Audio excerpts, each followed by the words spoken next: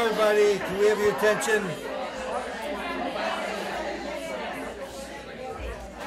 Are you ready here? Sorry about the space problem, but thank you for coming. We're really glad that you're interested in this subject because it's one that we find interesting and important. And I'm Steve Steiner of USIP. Also, I have a tie to Dining for Women, as you know, a couple ties, including Merle, who's a regional leader. And my panel consists of, I'm not going to go through biographies, but Tim Shand is a vice president of Promundo. Promundo, look it up. It's an excellent organization, the world leaders on training around the world on peaceful masculinity, getting men to understand and respect the rights of girls and women. And Fazal Rahim is formerly with USAID in Afghanistan and Kabul. He's been a heroic champion of women's rights and gender equality in Afghanistan, which is a tough environment for that. He's now working here in Maryland. What's the name of your organization? Encompass. He's a great expert on these things. And then Hoda Sultan, and this is Lord of the Gun. Hoda's a wonderful colleague here at USIP. She's been one of our partners in working on a program we have in Afghanistan, working with young men.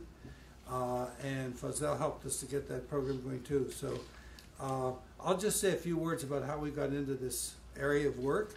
And then Tim will give a general overview globally on what they do on peaceful masculinity.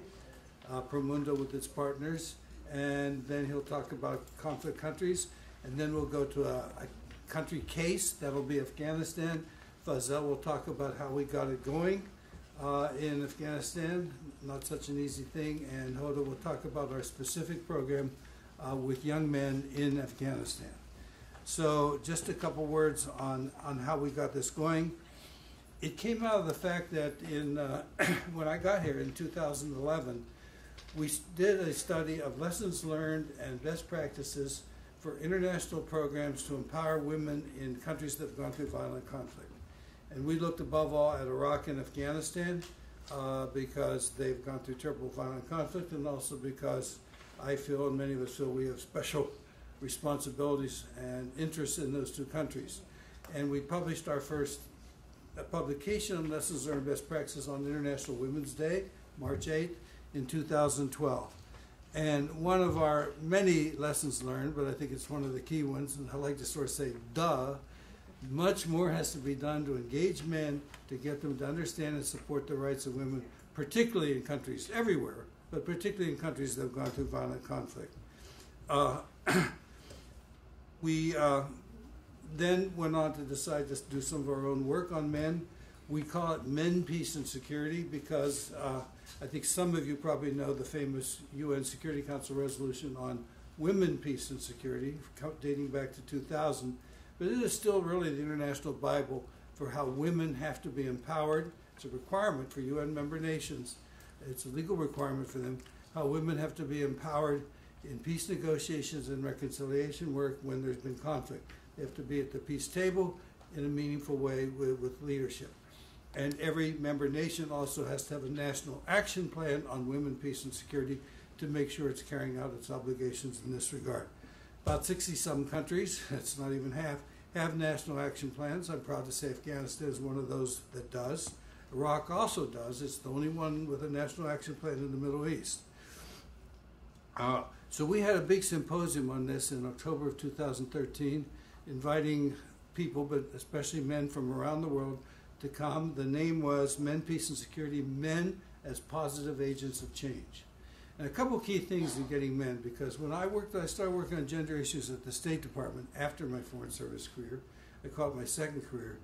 And I was running a program for Iraqi women. And we sometimes had wonderful, marvelous, interesting Iraqi women leaders here for training.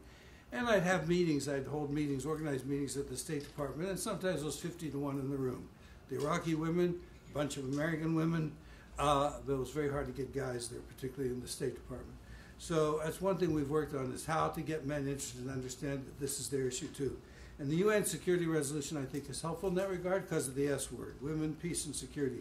Guys like to talk about security. And it is a security issue. If a country doesn't empower half its population, that's a security problem in its own right. It's a development problem. It's a social problem. It's an economic problem because women are going to contribute to the economy. So Men, Peace, and Security is our title, and that does help us to get men going on this. And the other thing is that it's indispensable, we think, to carry out the UN resolution and to have a national action plan that's well implemented, for every country to have a concerted, organized program to engage men to support the rights of women. And at our symposium in 2013, we got over 200 people, 55% of them were men, some amazing guys from around the world already working on these issues. It was a learning process for me to see how many people are already engaged on this, working, for example, through the Promundo network, including a lot of countries in the global south. There were several countries from sub-Saharan Africa, Afghanistan and Pakistan were represented. There are people doing very good work. And the final thing I want to note, just to sort of give you a theme that I like on this, is that I've spent a fair amount of time in the Balkans, and you know they had these terrible Balkan wars in the 90s, which included genocide in Bosnia and in Kosovo. And the old Yugoslavia is now 7 countries, no less than 7 countries. But in each of these new countries, there is a group led by young men, working with young men in that country that's gone through so much violence, working with young men to get them to accept a narrative of peaceful masculinity. And and these groups work wonderfully across the new national boundaries, which are also religious and ethnic boundaries in most cases. And the whole association of these men's NGOs, nonprofits, is called the Be a Man Clubs. And that's because this is about the right way to be a man and what is a real man, and a real man is not violent. So with that, I'm going to turn it over to Tim to talk about Promundo's wonderful work.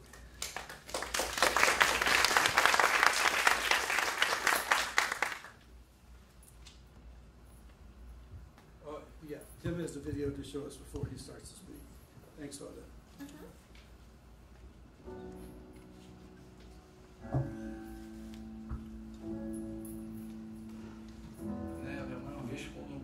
Bateu na porta, minha mãe abriu, ele estava alcoolizado, ele estava bêbado e deu soco. Tinha que mostrar que ele era negro. بمجتمعنا بطبيعة الحال الرجل هو رأس المرأة، يعني الفكرة اللي موجودة والمرأة هي تابعة للرجل. mbese abantu kuvuga ati niba umwoheje ku ishuri kikaba kiri ikibazo, imvu cya gikomere cyanjye kirazamutse. Perimiyaya memang Indone can gain good current documentary egmata mate mama kala dena ya gidere indra kana hukuma ya bada gaima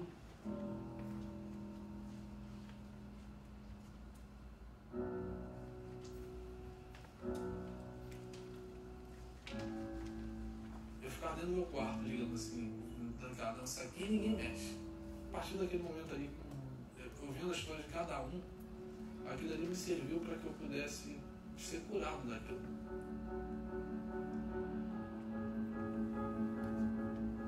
mata Islam pota lajona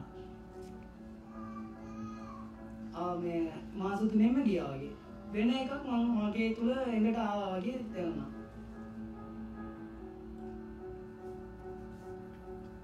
ونتعامل مع بعضنا وقتها هي بتكون أنا عندي شغل هي بتهتم أكثر، وقتها أنا هي بكون عندي شغل كمان أنا بهتم.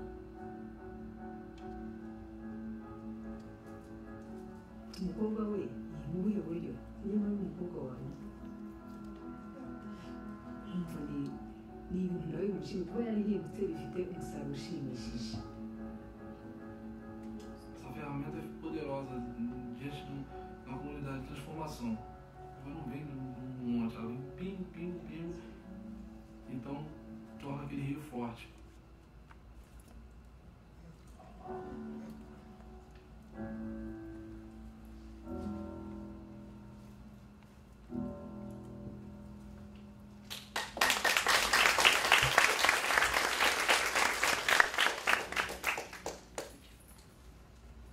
Thank you very much, and a great pleasure to be with you all and to speak to you today, and thank you as always to the US Institute of Peace for the tremendous partnership we have together, and thank you to Dining for Women. I mean, what an amazing initiative and incredibly inspiring work that you do, so thank you for everything that you do for this cause. So Promundo is a global non-profit. We use research to then inform our programming and our advocacy, and we have gender equality and gender justice and violence prevention at the heart of what we do. And I think as Steve said so eloquently, we know that a more gender equitable world is a more prosperous, more beneficial, more happier and more healthier place. And we've got research that shows that very clearly. It's a better place for women, it's also a better place for men, and it's a better place for children and families. And central to what we do, and we're men and women working together, is trying to shift and change what it means to be a man, to reimagine different forms of masculinities and to support that change. And I think as we look at this, and specifically within the conflict setting, a recognition that, yes, men are often part of the problem. In high violence settings, men are the majority of perpetrators of violence. But men are also part of the solution. They're also fathers, they're also brothers, they're lovers, they're caregivers.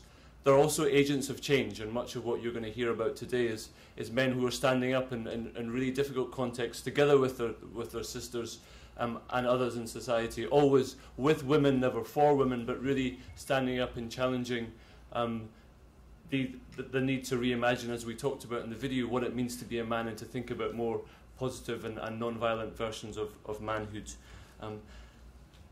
I want to say a little bit about our research and some of the key things that we find globally, and then I want to talk about some of our program examples. So firstly, thinking about our research, why should we be concerned about versions of masculinities? And one of the things that we consistently see is that harmful ideas, conceptions, attitudes and norms around what it means to be a man are associated with a range of harms that men perpetrate on themselves, but also that are reflected on women's bodies. And we did a study in the UK, the US and Mexico called the Man Box, where we looked at, for young men in these settings, a range of different associations of what it means to be a traditional man. And one of the clear messages from this was that men who were in the box of what it is to be a more traditional man were more likely to have suicidal or ideation or depression effects. Were also more likely to be themselves involved in bullying. Were more likely to perpetrate sexual harassment and more likely to use violence against women. And so we know that these are critically important drivers, these inequitable norms for behaviours. A question for you: in the US, what percentage of men do you think agreed or strongly agreed that a man should have as many sexual partners as he can? What percentage do you think? Of men, yeah. 85? Any other takers? Well, so this is young men, 18 to 30. So 60% of men said that. So I think we think about this issue as something which is often in conflict and post-conflict settings. What I want to also kind of highlight today is that this is an issue which is as much alive and well of the streets of Washington DC as it is, in Cairo, as it is in Mumbai, as it is in London, as it is in Kinshasa and the DRC.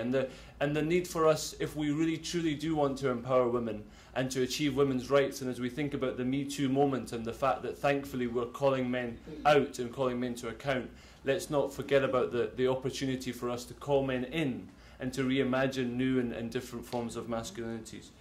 We've done a lot of work globally doing something called the International Men and Gender Equality Survey, now in 36 countries, really trying to understand kind of what is it that men think about and the norms around men and women of being a man and masculinities. And a couple of the headlines, so clearly gender norms and attitudes are critically important. We see that consistently across our work and have a clear impact on behaviours and outcomes for both men and women. One other key driver that is important for us is that we see that violence drives violence. So men who witness and experience violence in childhood are more likely, 2 to 5 times more likely, to potentially use violence in their own relationships in later life. So if you witness as a child your father using violence against your mother, you're more likely, unless there's an interruption, unless we can provide a way to stop and to change that behaviour, more likely to perpetrate violence in your own life in a later stage. Women who experience and witness violence are more likely themselves to be in vulnerable relationships. And this is not to in any way condone the violence or to justify it, but it's to try to understand it, that there is a cycle of violence and we can break that cycle of violence, and it's critically important that we do so and address the root causes of men's violence in this sense. And this speaks specifically to contexts such as conflict and high violence settings, where you also have in that mix a range of traumas and other experiences that societal-wide have been deeply impacted by the impacts of multiple forms of violence. The other important thing for us to think about in this moment, and Steve mentioned the Middle East in a number of contexts, is that we have a moment where women, and young women in particular, thankfully, are reclaiming their space. They're saying, we believe in empowerment, we believe that in a context such as the Middle East, where out of the rest of the world, women often aren't able to access paid employment and opportunities. That they're calling out and saying, we deserve better, we want better, and are pushing forward. But you have, at the same time as these young women are advocating for more equitable lives and spaces, you have a pushback from young men who, despite globally everywhere else in the world, we've found that young men are more equitable than their older counterparts. In the Middle East and also in Afghanistan and elsewhere, we find that young men are more inequitable than their older counterparts. That they're wanting to go back to a version of manhood that no longer exists. The world has changed, the world has moved on, but they want to believe that it's possible to be a more traditional form of what it is to be a man. And we see that their behaviours, we call it in the office, they're all dressed up and nowhere to go. They don't have access to employment, they don't have access to the opportunities that they used to have, and they are taking out these behaviours and these norms on women in public spaces elsewhere. And so how do we provide these young men in particular with opportunities to imagine in a different way what it means to be a man? The other opportunity for us as we think about this is the cycle of caregiving. So as much as violence leads to violence, we know that caregiving also leads to caregiving. And if you, as a young man, witness your father taking part, together with your mother or whatever form of the relationship it is, taking part in domestic and unpaid work, you're 1.5 times more likely yourself to then take part in unpaid care and domestic work within your household. And we know that the caregiving burden on women globally spend 3 times more, and this differs from context to context, on unpaid care and domestic work than men do. And we know that women's unpaid work burden is key to unlocking their economic potential to access the workplace. We know that it's also good for men themselves if they're more involved. I know as a father myself in the lives of their children. It's good for children. It's also good for societies. And it's good for reimagining the roles that women and men can play. So caregiving leads to caregiving. And the last thing I want to say on our research is that we know that men who believe in equality are happier and healthier. They report more contentment in their relationships. And we know that these voices of resistance exist, and huge credit to USIP and to their work, especially in the context, as we're going to hear, of Afghanistan, of really giving voice to the positive forms of masculinities that exist. And I think for us the challenge is, how do we elevate those voices? How do we highlight the fact that there are men who consistently say in our research, for example, I would like to be more involved in the lives of my family and my children, and how do we provide them spaces to do so? So a couple of solutions that we propose to this issue is firstly, in conflict and high violence settings, we have something called the Living Peace model, which is both a gender transformative model that works with men and women, young and old, to try to challenge these gender norms and to challenge the violence that men and women experience, to challenge the fact that in high violence settings, particularly such as the Democratic Republic of Congo, you have a huge amount of stigma against women who've been raped, rape as a weapon of war. And so dealing with that, but also dealing with the trauma that men themselves have also experienced. We have data showing that men also, not in any way as high numbers as women, but men also experience sexual violence in conflict and feel other forms of trauma. And so we have a model that works with them to change these gender norms, but also a trauma-informed psychosocial support model that helps to rebuild trust within relationships, within communities, to model what it means to be a non-violent man and what it means to also be more equitable in relationships. And we've had really exciting success in terms of shifting the norms and behaviours within societies and within relationships and communities, but also ripple effects more broadly. I'm really trying to help these societies heal from the impact of violence, and to interrupt and to break that cycle of violence that I mentioned at the start. Secondly, taking our model with young people. So we do a lot of work with young women and young girls around gender transformation. Again, trying to challenge these embedded norms of what it means to be a man and to be a woman, and adapting that to kind of high violence context. You'll hear about the Afghanistan example. We've also taken this work to Gaza. We're currently doing work in Kinshasa in the Democratic Republic of Congo, merging group education with community activism, but also skills building and an ability for men and women to be activists for peace, as Steve was saying, to be peace builders and to believe and to model what it means to prevent violence and to show what more equitable and non-violent societies could look like. And then lastly, fatherhood as an entry point. We know globally that men, 80% of men will be biological fathers in their lifetime. But we also have the huge burden of unpaid care and childcare on women. So can we imagine that men can step up, that we can get men to do more caregiving, and we can use fatherhood as an entry point? And we consistently see that when we do interventions and programs, that we're able to shift that burden of unpaid care and domestic work on women. We're able actually also to reduce violence. We know that men's caregiving is a protective factor for violence that children experience.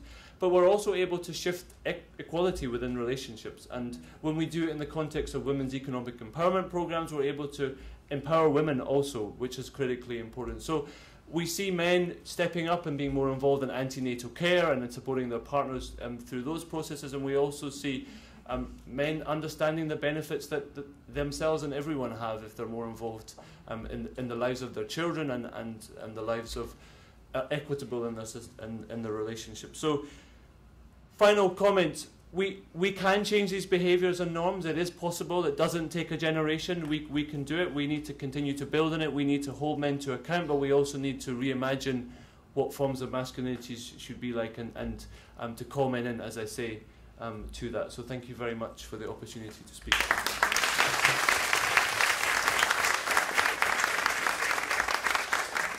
Thank you, Tim. That was great. We'll have a discussion, open it up to all of you after our last panelist. I'm going to turn now to Fazil Rahim, who's done heroic work, absolutely heroic work on gender issues in Afghanistan and helped lay the groundwork for the program that we have there now. And maybe you can tell a bit about your experience and life story, because it's certainly an interesting one. And he's now training and gender specialist for a company in Maryland called Encompass. Fazil, over to you. Thank you, Steve. Good morning, everyone. I received this invitation for Dining for Women. This is the first time I hear about this wonderful, great organization, and is inviting me to register, and later I received an email from Steve, and I was like, wow. I went to the website and searched and found, and so it's a delight and honor to be part of this great cause, and thank you for all the great work you are doing. I like how Tim mentioned that those men who have transformed and changed and believe in equality compared to when they didn't believe in equality, I have tasted that deliciousness. I have tasted that joy of transformation from a young Afghan boy with my other brothers. When the Taliban regime was collapsed, we did not let our 10-year-old sister to go to school because culturally it was bad for a girl as young as 10 years old to go to school. So I don't blame ourselves, because this is how we were told, this is how we were raised, and that was the community expectation, norms and cultural traditions that imposed that kind of behavior on us. But that's no longer the case. My sister finished her school in law, the one who was not allowed to go to school. And so imagine that transformation from a group of boys in a family not allowing a girl to go to school, but supporting her all the way to finishing her law degree. You know, that's the joy that I cannot find words to describe, and that has gone beyond my sister. It's the whole family, the cousins, everyone. We have a scholarship fund actually set up in our family where all men, all boys in the family who have a job and income have to contribute to that scholarship fund, and allow them to go. And by the way, I want to highlight that my sister was the only girl, the first girl in our community who went to university for the first time. So I want to mention and highlight the importance of change, and especially social change. And we talked about America and other developed countries, but change is possible even in conflict settings. I don't want to deny that Afghanistan is the most dangerous place for women. It's a dangerous place to be a woman. But in the last 17 years, the significant positive role that the international community has made together with the Afghan government, the Afghan civil society, and particularly the women's rights movement themselves.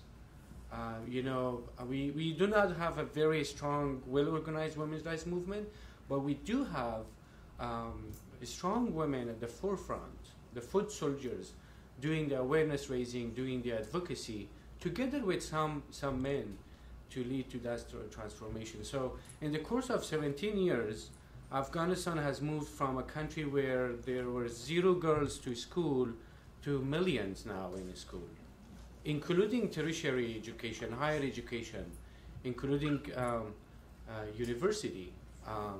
Women are pursuing their master's degree, their PhD degree. They are benefiting from scholarships provided by our friend countries and taxpayer money.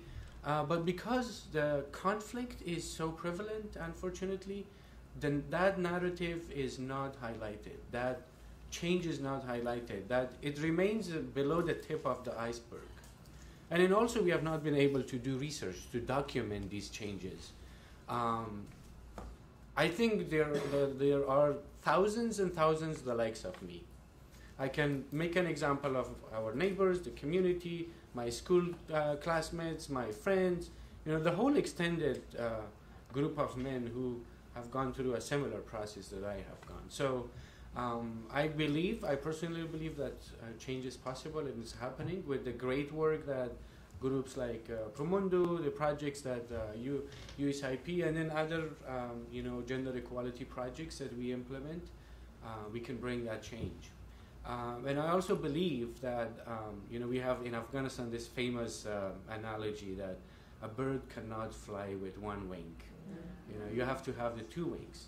So you know, both men and women, and of course other members of the population, those who define themselves as men or women, should be given the opportunities and enabling, empowering resources to find their potential and be part of a prosperous society. So Afghanistan has made significant changes from education to women's political participation. Those of you who have knowledge and understanding of Afghanistan, you know, we're one of the countries that women represent our parliament. There might be issues, not a good functional parliament, but we are doing great job. You know, it's a good start. We almost 20-25% of the civil service nationally is comprised of women, and from those 25%, almost 5 to 10 is supposed to be senior leadership. Ministers, deputy ministers, deputy governors, you know, other key directorate positions in government. We are one of the model countries in the region with thousands and thousands of civil society organizations, community-based organizations, men and women fighting for equality from Kabul level to all the way at the community level, at the village level. That is astonishing, you know. We have almost around 4,000 civil society organizations registered. We have almost around 4,000 to 5,000 businesses registered, including of those that are women-owned businesses and companies. Rule of law and justice. I know there are issues that women face and equally men face, unfortunately, especially in those areas that is not under the control of the Afghan government, where the Taliban and insurgents go and just trial people and punish them and women and lash them, unfortunately. But still, there has been significant legislative reform. We have an elimination of violence against women law that is enacted by a presidential decree. We have courts actually in major regional provinces and regions where we have specialized prosecutors for violence against women. We have specialized judges. That is significant. We have a independent human rights commission that is documenting and monitoring the human rights situation, including of men and men, women, boys, and girls as well. So I can go on and talk about all these achievements, and so I just wanted to highlight that in such a short period of time, that change is significant. But my concern, and here I want to raise it, because the prevalent security situation in Afghanistan, we might unfortunately lose that kind of significant achievement, because insecurity brings injustice, brings corruption, promotes corruption, increases crimes, and also takes the focus of the government from providing services to taking care of the security. And I feel very sorry for Afghan government that has to deal with all this, because they don't have time to provide services for citizens. They just 24/7 have to work for the security.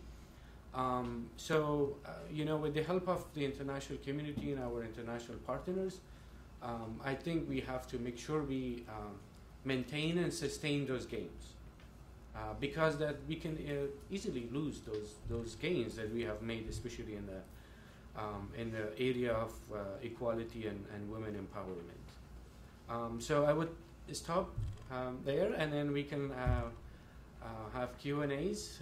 Again, delighted to be here, and I want to finish with another quote that's saying, sisterhood is powerful.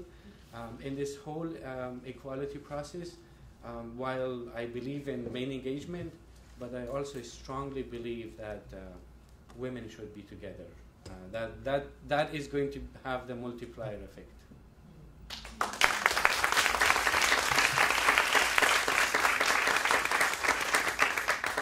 Thank you, Fazal.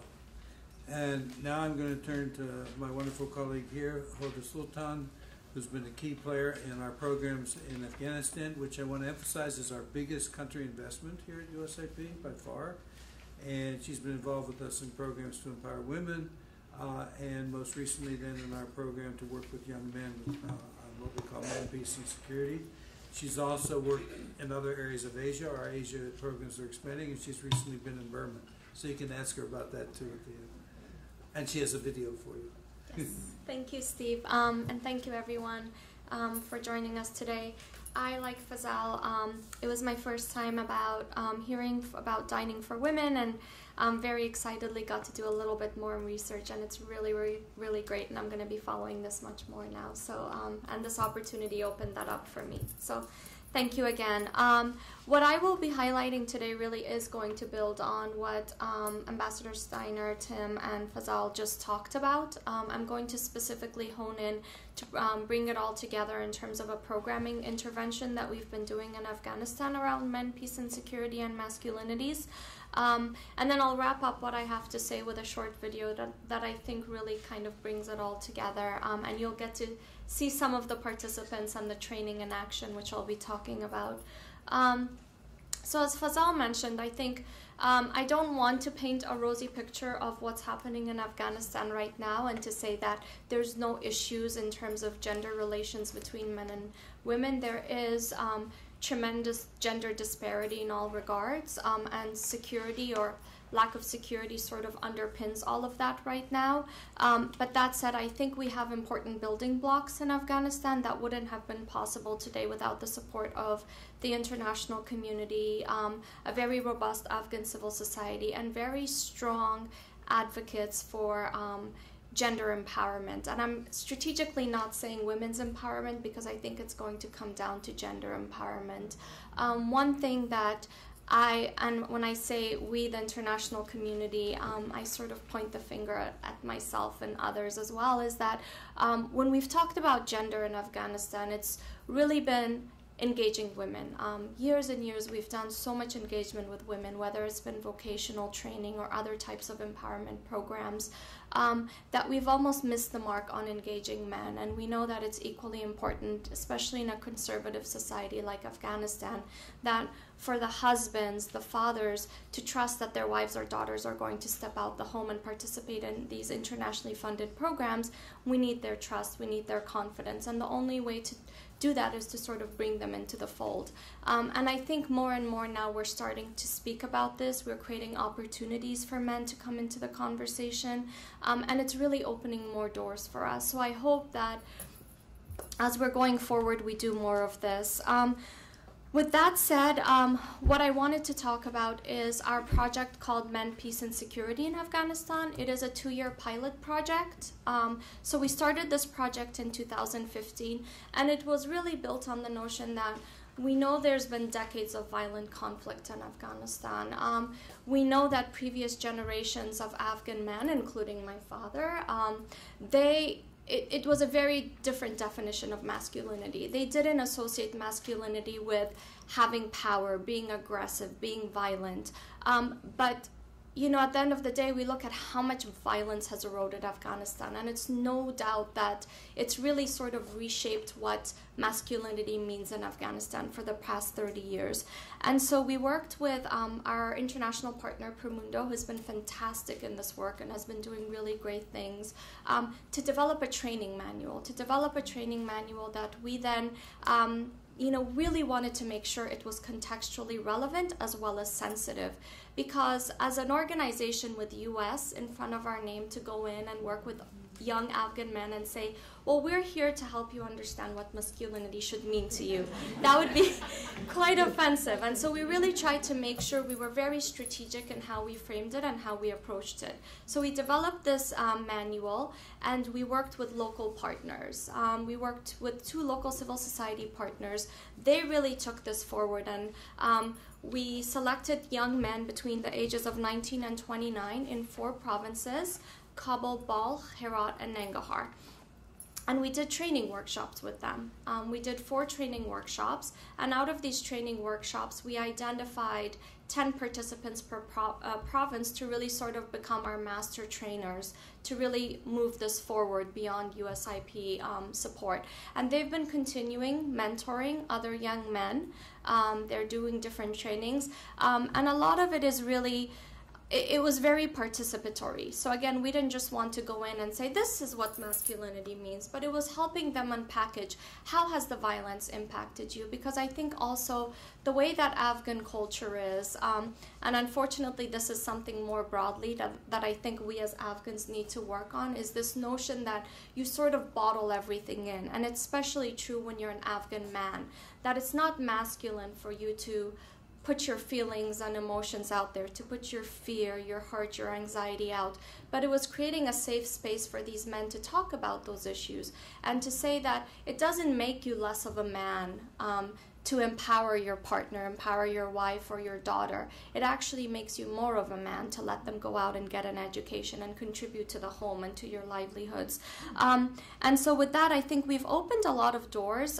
It was a 2-year pilot project, but we got so much interest and support by our local partners, by the men, that some of the universities separate to this, USIP is working with higher education institutions, universities across Afghanistan, that a lot of those universities said, we want you to find a way to work with more of these young university students, these young men. And so we're doing that. We're going to sort of continue that momentum forward. Just some quotes in terms of what we've heard from our participants.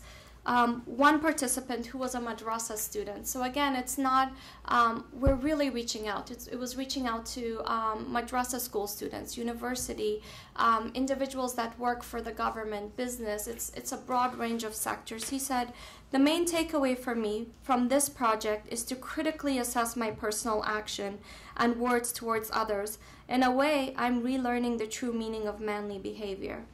Another participant from Kabul said, I'm finding it challenging to change myself, to change my behavior.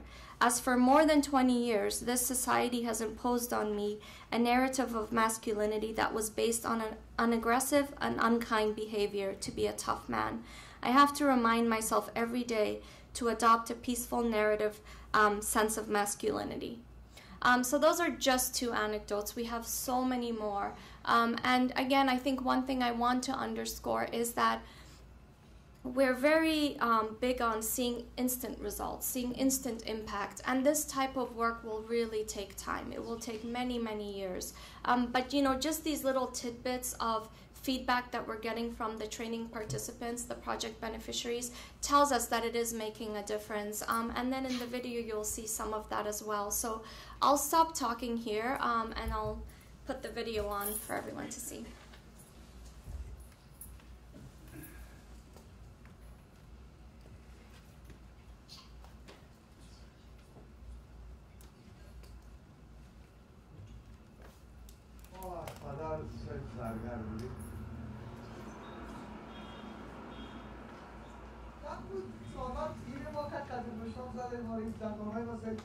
چیزی که طالب کشیده، چیزی که معلومه که تگیرش مانده بودیم کشید. دست برای سر دلیخانه گلابتش بسار چه کس حلا داریم چون که بسیار سر ظلم آورد آخر گفتم دو براده من 10,000 بیل سالا دارم از دستی که وار خطای پر نتیم کسی کل که دست من گفت در کجاست گفتم در منطقه غرب کابل دیگران نبود اگه مقوالا کسی به یک مطابی نبود کشید میگفتم از اون مکتب رحمان بابا میریم که پر سالا رو ما مانده زندگی مردم کابل شاید پیش از جنگ بسیار زندگی خوب بود. آل ساید یک کمک تغییرات آمده ساید. تغییرات دیگه آمده که مردم تهدید میکنن. وی فلانی تو خرف توسیون داشت. زواد میتونید در اونجا بود. نکو پشانش. این همه قبانش که قرآن شریفه یا خانده میکنه دیگه.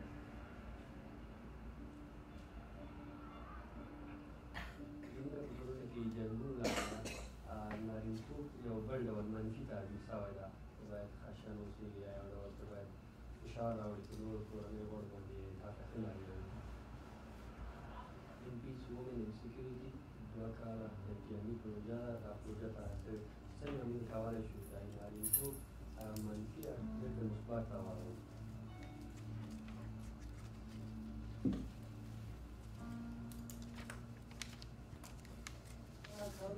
څلور ولایتونه څلور لوی ولایتونه دي چې یو کابل ننګرهار بلخ او هرات ده چې هغه پوهوي چې یوه برخه یې دغه نقاشیانې دي رسامیانې دي چې دوی ته دغه د مثبت نارینتوب یا د یو غیرتمند اصلي غیرتمند تعریفونه ولس ته ورسوو موږ په رسنیو کې مثلا تلویزیونونو کې دغه پیغامونه خپروو د ټولنیزو رسنیو چې فیسبوک په ټویټر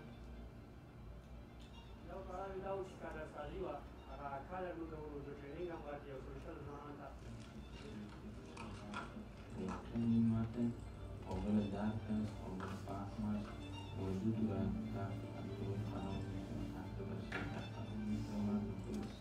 چی بیلبورد کرانچه میشه یا تکلیف داده میشه؟ وقتی که من شخصا بعد از این برنامه را که دیدم فهمیدم اون مردانگی که ما فکر می‌کنیم نیستن. پرخاشگری مردانگی نبوده. تا بار ما فکر می‌کردیم که پرخاشگری مردانگی بوده. حق دادن حق مردم این واقعا مردانگی این بوده. خب در مجموع از گپای تو ما همچنین یک برداشت میکنیم که هر انسان آزاد پیدا شده، آزاد زندگی کرده میکنه و حق داره که طرز فکر آزاد داشته باشه و هیچ انسان از انسان دیگه برتری نداره. من فکر میکنم صلح یک چیزی نیست که حتما یک سازمان ارگان کار کنه. مثلا هر کس میتونه در اون جایی که زندگی بکنه با دوستاش شریک بکنن. حتی یک نفر اگه اصلاح بکنیم اون یک نفر دیگر اصلاح کنن همینطور زنجیر باف میره پیش.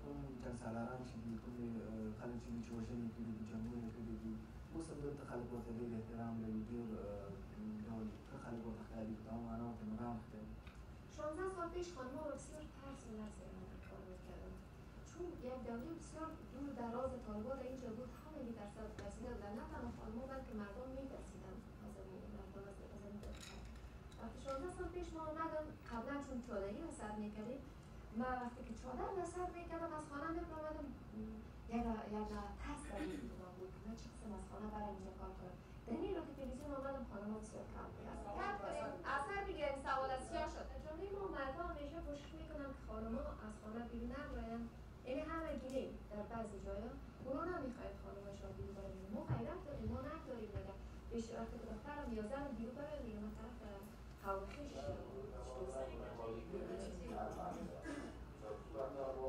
جان یعنی مدت 2 سال است اینجا کتمان کار است نمی‌شناسیم تا تا در یگان دفعه ما وقتی که میگم که مردان درست بعض مردان فرق میکنن دیگه او مرد از درست است میگه مرد مذکر است میگه مردانه نیست میگه و نظر من این مطلب دیگه است تلویزیون وقتی که از پرده تلویزیونی از رادیو وقتی صدای زیر میشنوم فکر کنم تاثیرات بسیار زیاد داره از آن در قسمت مردانگی از سخنگویم تمام میشنوم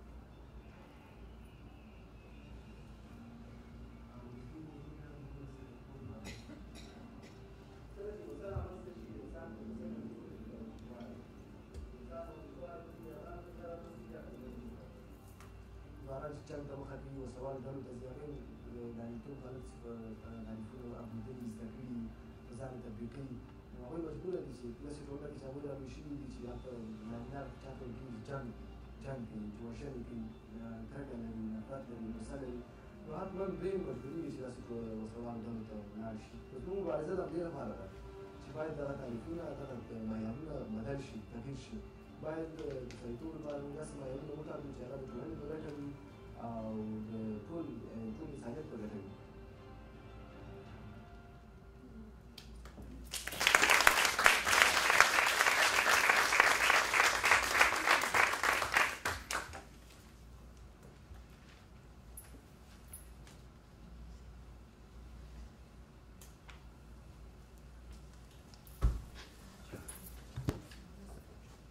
Thank you, Hoda. I just love that video. One of my favorites. We also have a very good one on men and young men in the Balkans and how the life of one young man in Bosnia, a Serb, young Serb from the Serbian occupied Bosnia, was headed for a life of criminality in prison. And one day he asked a favor of a friend, and the friend said, "I'll do you the favor only on one condition, that you come to the Be a Man's Club with me, to that organization." And he came and he kept on going, and it turned his life around. So this is real work with real good consequences, and it must continue and it has to expand. So thank you very much, Hoda. That was great. And I'm going to turn it over to you now to give your questions and comments to our panel. I'm going to just mention one thing that Beth Allen asked me to mention, because it's related to Afghanistan too. A few years ago, 2 women from California came in to see me to tell about their work in helping to build a women's hospital in Afghanistan. It was out in the rural areas too, not Kabul. And after hearing their great work and seeing what great women they are, I started to tell them, hey, there's this organization that organizes dinners, and I want you. They interrupted me and said, "You don't have to tell us about Dining for Women. We're both members of the Fresno chapter." But maybe they're here today, I don't know. Anyhow, I saw, yes, please. Yeah, and thank you, Ambassador Steiner, and thank you to the panelists for your presentation. I happen to be a lawyer by training and by profession, and I currently serve as an administrative law judge. I have 2 comments from a legal perspective about what I've seen here today. First, I have a concern about the use of terms masculinity and femininity as opposed to humanity. What we're dealing with are human emotions, what are positive emotions, and what are emotions that we can feel as humans, but we need to control. I can be aggressive and I can be unkind. As Jay Leno said, women are just like men, except they can do anything a man can do, but they can give birth while doing it. So these are human emotions, aggression, and unkindness. I would urge you not to use so much a masculinity and femininity box. Those are what we would call in law inappropriate proxies for what are human emotions. The second point I have, in the 21st, and also in the 21st century, I think what is masculine, what is feminine is on a continuum that is very broad, and I think we have to keep a very open mind. Secondly, reframing the issue. When I see the title, Engaging Men in Advancing Gender Equity, as a lawyer and as a judge, I can tell you right now, you have framed that for your opponent. Because your goal is not engaging men in advancing gender equity. It's engaging men in eliminating gender inequality. You want to say 100% is what men have achieved, women have 40%. So each time you gain another percentage point, you're advancing gender equality. But if they're not at 100% and you say you need to eliminate inequality, they constantly are focusing on 100%, not 41, 42, 43, so that we're in 2120 before women's equality meets men's. So I urge you to engage men in eliminating gender inequality. That focuses on women having exactly what men currently have.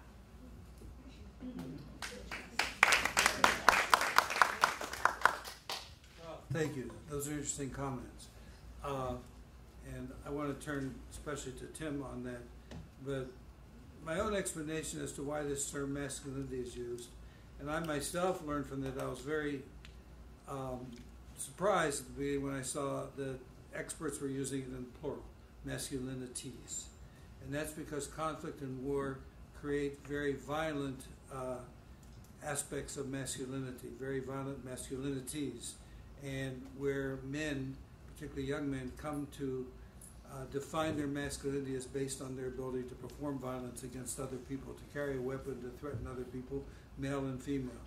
And I know it's more complicated than that, and we realize here that women can be perpetrators of violence and not just victims, and men can be victims of violence. So we get that, and we've been doing work and having forums on that as well.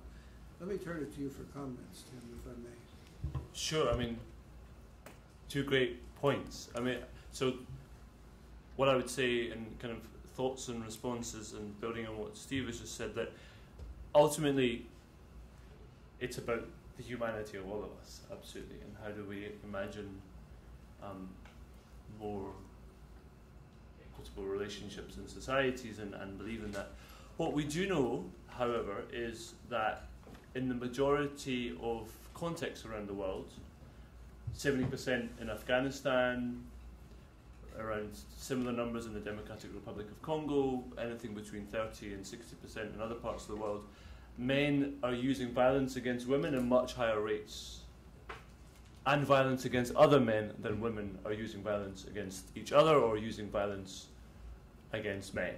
But women do use violence, but globally the majority of perpetrators, the majority of people who die from violence in terms of homicide are men. I don't believe that men are inherently born violent, but I think there's something about how we beat violence into boys and how we believe, and as the panel has said and the beautiful videos identified, that make a man to use violence in our society. The ethos of our work is how do we interrupt and shift that. But the problem of violence against women is a problem of men's perpetration.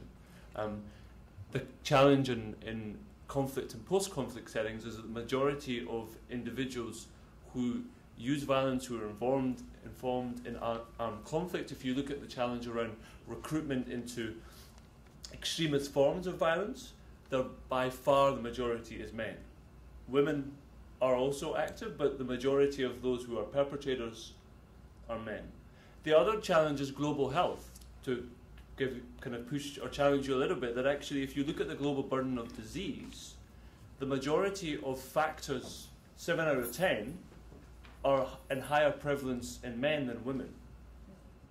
So something is going on about what it means to be a man, which is having huge impacts on men themselves, but it's being reflected on women. Women pick up the pieces.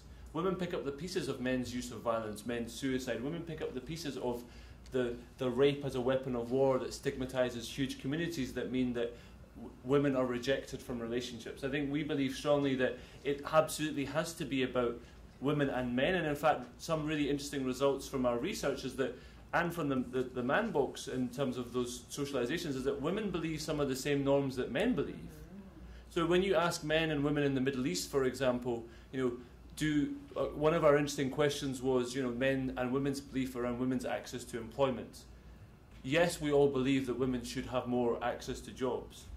When we then ask, well, if it's between his job or your job, who gets the job? High proportions of men say it should be my job. Worrying proportions of women also agree. So I think there's something about the concept of how we imagine men and women's roles. It's about humanity that we need to challenge, but I think we need to unpack the piece about what it means to be a man, and I think that's why I do think this conversation from a masculinities perspective is important. The other thing I would say about elimination of gender inequality is absolutely, I mean, I don't know if you were aware, the World Economic Forum came out with a report that said on current rates of progress it will take over 100 years to reduce the pay gap between men and women. I mean, I don't know how long you have to wait. I certainly don't have 100 years to wait. But part of the point is that we can make progress and we can make progress quickly, but I also don't think we should see this as a zero-sum game in the sense that actually men benefit from more equality. You have Fazo himself speaking that actually gender equality is good for everyone. If we can imagine a different role, it's good for men's health, it's good for men's relationships, it's good for their children.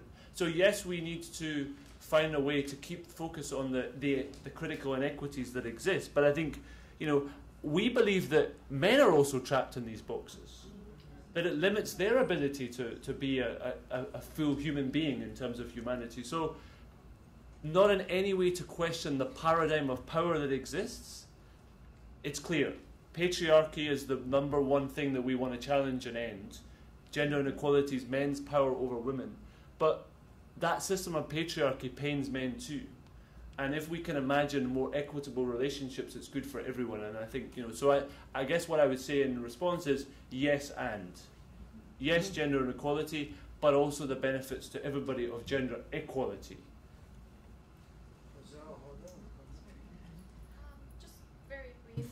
I'm just going to comment to your point on Afghanistan. I certainly think it should be framed within it as humanity, more so than masculinity versus being a woman.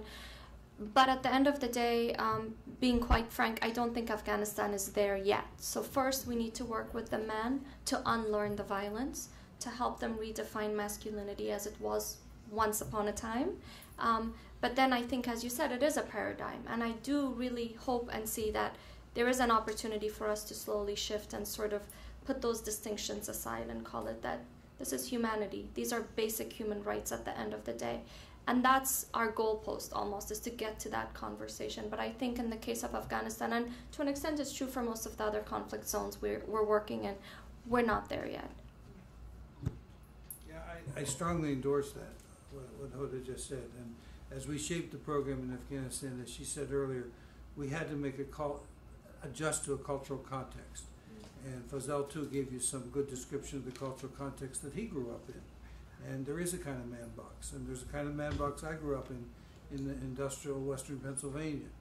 And in a country like Afghanistan, you can't get these guys into a room and say, hey guys, let's talk about gender equality. As Hoda said, they're not there yet.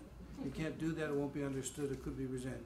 You got to get them in a room and talk about the positive things they can do as peace builders in their families, like permitting, not trying to stop sisters or mother from getting education or entering the workforce, and in their community and in their clearly violent country.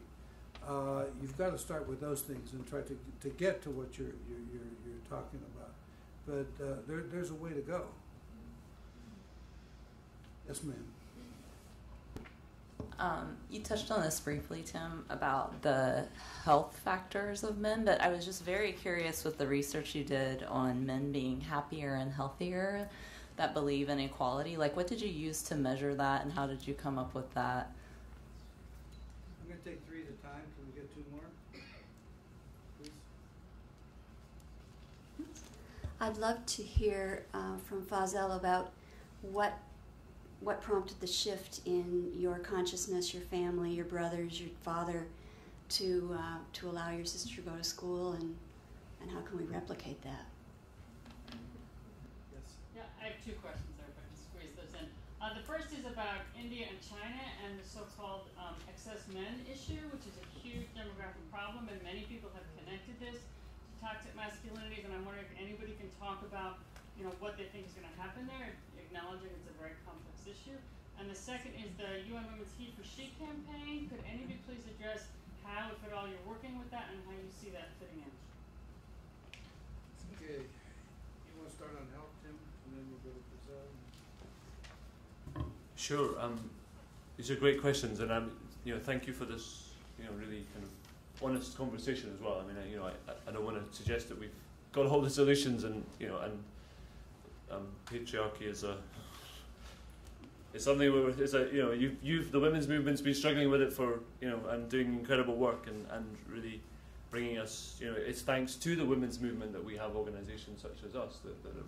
So I think what I would say on the health piece is kind of what we try to understand is issues around kind of life satisfaction. So do you report kind of satisfaction in terms of a number of indicators around your relationship? We ask men and women about their sex lives, in terms of their mental health and depression, and also general contentment with their current situation, and then we do have kind of indicators or questions around going to the health checkups, involvement in antenatal care, issues such as HIV/AIDS and STI testing and prostate testing, and I think one of the things that we have to hold, two things we have to hold at the same time, is that clearly the current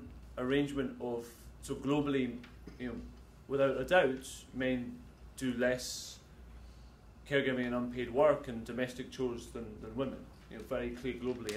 And I do think, without trying to make too many generalizations about the world, I do think one thing that we can see consistently is those kind of things, whether it is here in the US or elsewhere. So men kind of benefit from the arrangement, and so if you're benefiting, then you'd probably also say you're happier, but I think what's also true is that in issues such as mental health, suicide, depression, and those other areas, and men who are more involved in the lives of their children, they report higher contentment and kind of life satisfaction. So we know that there's something going on around being a more equitable man that's good for men, as well as obviously it's good for women. And I'm happy to share more details about that, and it's something that we're keen to kind of build the conversation on.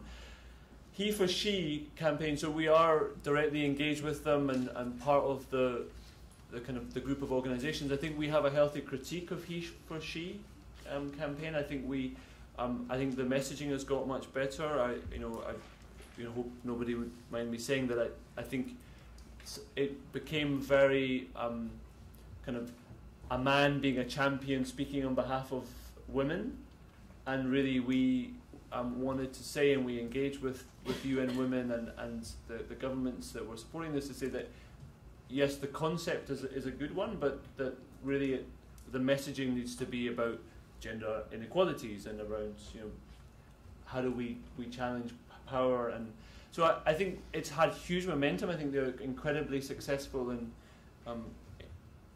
in the response, and I think we feel like the messaging has got stronger, and I would congratulate UN Women, and we had at a recent event for our 20th anniversary, we gave a Future of Manhood Award to the executive director of UN Women for the work and leadership that she has played in the space, and really kind of taken some heat. So I think the concept is a great one, and we're working with them to try and strengthen the idea. But we do have a healthy critique of it also. Good question. I don't know. So I think it depends on by different people, the way they change, frequency and time. But it also, from my personal experience, it's your focus changes. For example, there were times that I was like a passionate champion, talking for women, not talking with women. But I'm no longer doing that. I'm giving them the space. I'm taking a step back and, I'm speaking with them. But then also I'm doing self-reflection. Currently I am at that stage, which is what can I do more for my family? And then how I can, advocate for few things. I think overall the change in Afghanistan, the media, the TVs, radios, societal change, as the society's pressure forced us to be limiting, but then the change in society also forced us, but in a positive way. So that is like very stigmatizing and pressing, but when the society opens up, I remember, for example, in 2000, after 9/11 and the collapse of the Taliban regime, for the first time when women were going to school, most of you have seen the burqa, the full cover. You would pass by the girls' schools, you would see like everyone is wearing a burqa. It's bright blue. But then in 2-3 years' time, you would only see 2 or 3 girls, and everyone was wearing the other one, like with the open face. It's only the hijab. And then eventually that was removed. They only had the scarf, but not the bigger one. So that shift also force us to change. I think exposure was also another factor, because right after 9/11 I started working with a British NGO as an interpreter, because I was teaching English during the Taliban regime. And when all these Americans and foreigners came, they needed interpreters. So I got a job for a month, and then I ended up working with women in prisons, going with social workers and translating for them, working with women on the streets and so on and so forth. So going to the pain and feeling the pain of these women and hearing from the women, that was another. Education was key. I went to university. I did my degree in law. I'm not an attorney, but and then I went to Italy, did my master's degree in international development. I spent time with 25 people from other countries, different cultures, different values, and then that gives you time. They have a different mindset. You have a different mindset. Why don't you embrace them? And so that was key. And I think media was very important because you open up. And there is also a personal story which we don't have time, but it was one of my aunts who was forced to a marriage when she was 12, 13, and was in a marriage for 16 years. But when I got my law degree, I was able to help her get divorced from the man she didn't want to live with. So that was also a transformative process where I was going through the pain she was going, and ultimately. So I wish we could clone each other, and the good people and the people who have changed, or had like a factory, but it's not possible. It takes time. So, yeah. Thank you. Well, we didn't address China and India. Someone want to take that on? You do Asia. We're not doing any work in that space, so I don't have too much to contribute there. What a question. Yeah. Let me, this one. Yeah. What I mean, one of the we haven't done the study that I mentioned. We in India we've done it in a small part of China, which when you do it in a small part of China, it's basically kind of like doing it in another country. I think one thing that I would say is that I think you've really touched on something which is an important consideration for us all. I think you can make connections to work that we are doing around what we call the youth bulge, and we see definitely, in Europe, also in the Middle East, here in the US and elsewhere, a high number of young people who are unemployed.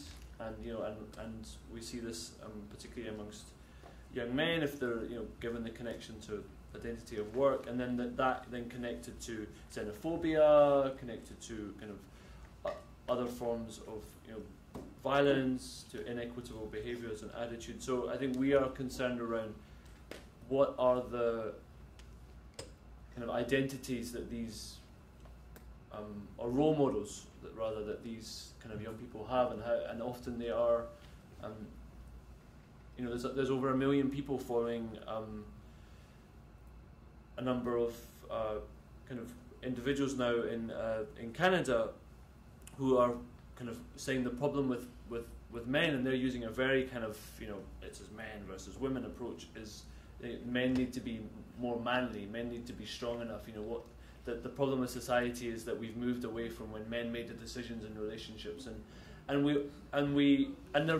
they've got a huge following amongst this youth bulge, which feels like they have nowhere to go. And so I think one of the things that we're trying to do is say, well, actually, it's time to step up. It's not a bad thing that men are feeling challenged, but we need to provide different role models to what it would be to be a different young man, and together with young women. So I think the question then for you about and I'd love your thoughts and other people's thoughts, is kind of on this question of excess men, is how do we find, also tap into the need for their identity, and not have this as a problem that would lead to significant backlash and kind of reassertion of what it means to be a traditional man, and violence and sexual harassment. And so I think it's a big challenge, and I think it's great that you've put it on the table, and great to have other people's thoughts. Okay, I'll take 3 more. Identify yourself, please. I'm a regional leader. My question is, when you first deal with the men in these clubs or whatever, you're pulling them together, how do you introduce it without making it threatening for them as losing their sense of masculinity in terms of power over their families and over their community? Zero-sum game. Yes, please. Hi, I'm Kira Walker, and I've been a part of Dining for Women for 10 years. And so what are you doing with the women in society to talk to them about gender equality in terms of the patriarchal society, but the women's mindset around boys, and how are you engaging elder women in equality towards every subset of society? Okay, third. Back. You had your hand up too? Yes. All right, we'll get you. All right, you go ahead. You ask. Oh, please. You. So my question was about, I noticed that the program was catered toward younger men, and my concern was that when these younger men go to their houses, they have a father figure and party figure, and how would that play in everything? Because they still will be the old school method. You'll have a father, you'll have a grandfather. Who would take the final decision, and that will end up in causing some conflict. So my concern is, how would you target the older generation of men? Who wants to start? I can start with your question and then work back. So on why younger men versus older generation, I think you can't win either way, quite honestly. In some ways it's good to work with them while they're young, before they're too steeped in their ways. At the end of the day, Afghanistan is a very traditional society, and there's a lot to be said about ultimately deferring to someone who's older, especially if it's a religious elder or a tribal elder. That's one thing that, in terms of engaging young men, we saw it as an opportunity to, again, work with them before they're too steeped in their ways. But we have sort of a ripple effect model, is that, yes, we have a cohort of trainers that are then now going in to their communities and working with their fathers, working with elders in their community. And, you know, I think whether it's Friday sermons, working with them to sort of develop messaging on why is it important that we provide platforms for our female counterparts? Why is it important that we sort of let go of notions of violence? How does that positively contribute to our community locally?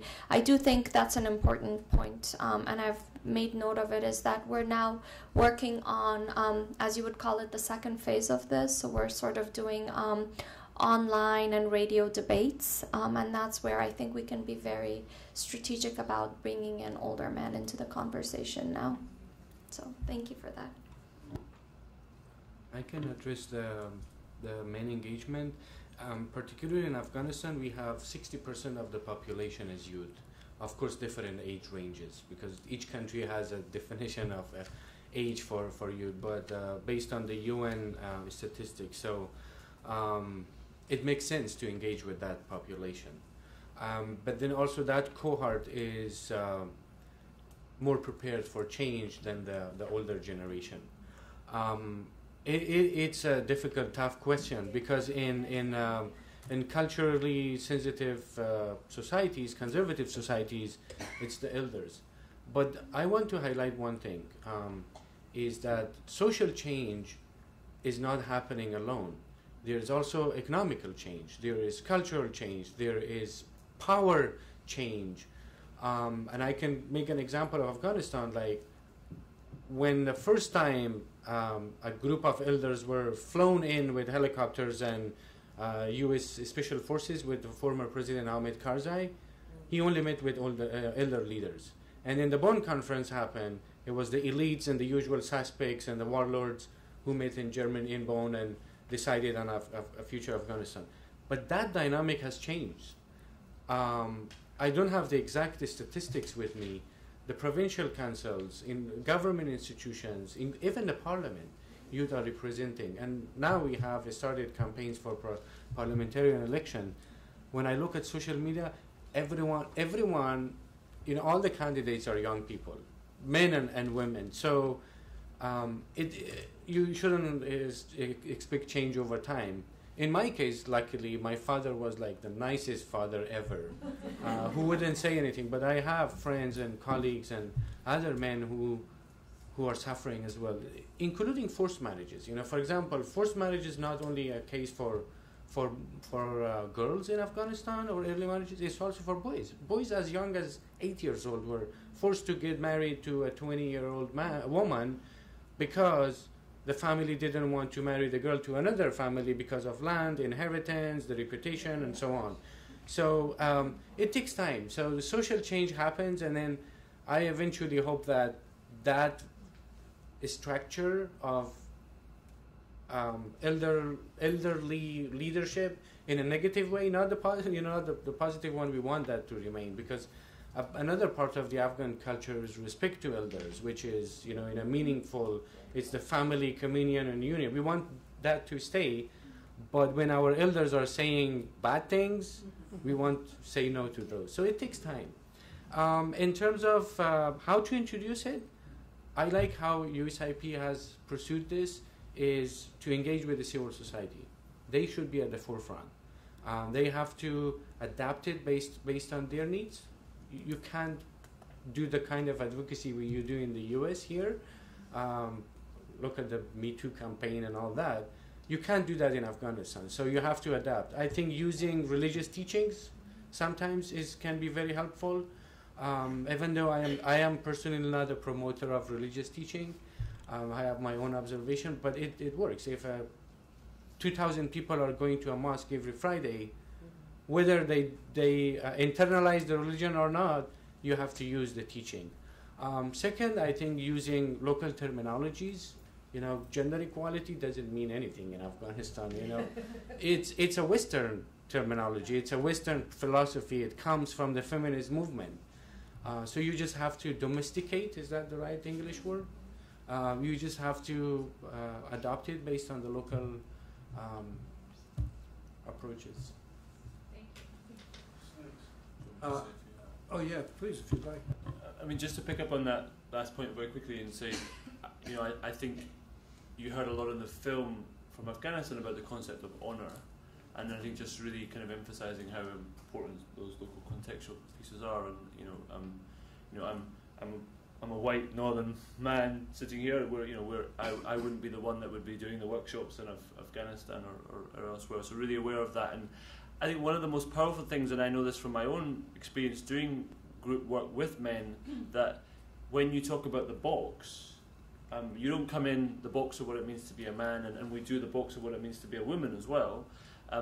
That you don't come into that conversation, you know, saying there is something problematic about who you are, but I think you see a light bulb going off in individuals, that they recognise that there are ways in which how men and women are socialised to be that has an impact on their behaviour. And I think it's through that journey of dealing with their understanding of the roles in which we're socialised often to be. They're not, you know, they're very specific to context. They're, you know, we need to be sensitive to that, but nevertheless, the sense of honour, for example, in Afghanistan is connected to violence. And so we often find that people are very empowered by that experience of rethinking, well, actually, you know, I can step back and I can be different, and there are others who are different. I think the point about women is really critically important in the sense of we are very clear that we're not an organisation of men working with men. We're men and women working together with men and women, and you know, I think we all need to be in this journey together. And in our programs, we try as much as we can where we get funding to do work with men and women, and in our research. I think one of the things that's important in relation to that is that often women's empowerment is a key driver to change men's behaviour. So women accessing the workplace, for example, is a big change in men's norms around being more involved in the lives of their children at home. And so we really need to also keep the focus on ensuring that we're empowering women, and we're changing laws and policies, and we're supporting, as we try to do, gender-based violence laws, women's economic empowerment laws, but working with them both together, because you're absolutely right, we're all socialised into the same norms, and women often in our research will be as supportive of the structure of power as men will. And so I think that's a really important point. And engaging with grassroots women's rights organisations, engaging with other organisations working with women, Dining for Women and others is really key to us in terms of partnership building and also accountability. You know, how are we in this work thinking about gender equality, being accountable to many organisations who work in this space and have done it for a long time. The only last thing I'll say is we do try as much as we can to work with older generations, and I absolutely agree about kind of young youth being a strong entry point. And you know, my kind of own experience, you know, I was really empowered by this when I had the opportunity to when I was a young man, to work in a rape crisis centre, not dealing with women themselves, but you know, understanding the pain that women experience through rape. And I think it's a key entry point, but we do need to work with older generations. And I think for us, fatherhood and caregiving is one of that key entry points, is how do we work with older men and women, and so that's how we try to do it. Although some of our conflict and post-conflict work also does deal with older generations, but yeah, it's a good point. If I can just add one more point to this, all of this, right? In terms of how do we make it less threatening for men, Merle, you asked this. One thing that when we were designing the training curriculum, there was a lot of references because it made sense to be using that in the DRC and other places, talking about sexuality and sexual intercourse and all of that, and sort of how does that define masculinity. And we had to remove all of those elements from the curriculum, because if we had taken that to Afghanistan, we wouldn't have been able to continue with the trainings. And so how do we make it less threatening? I think it's those things. Like, there are certain things that are just simply taboo to talk about. And so we left that completely off. And so we sort of picked up midpoint in terms of the curriculum. And I think those are the sorts of things, when you're working in these contexts, is something that may have worked well in the DRC, which it did, may not work as well in Afghanistan. And so it's being very cognizant of that, because it's, when you're talking about such sensitive subjects with men or women, it is very easy to then sort of lose their trust. Yeah, I'm going to add to that because we talk so much about the cultural context in which you do these sensitive programs. I took part in some training sessions in the Balkans, and I noticed that in some of these there were women there in the room, sometimes women trainers, and that seemed to be working okay. But when we designed the Afghanistan program, my colleagues, Afghan American female colleagues, strongly insisted that it only be men in the room because of the cultural context there, and because having even one woman from that culture there could change the whole atmosphere and dialogue. So this was men only for trainers and participants.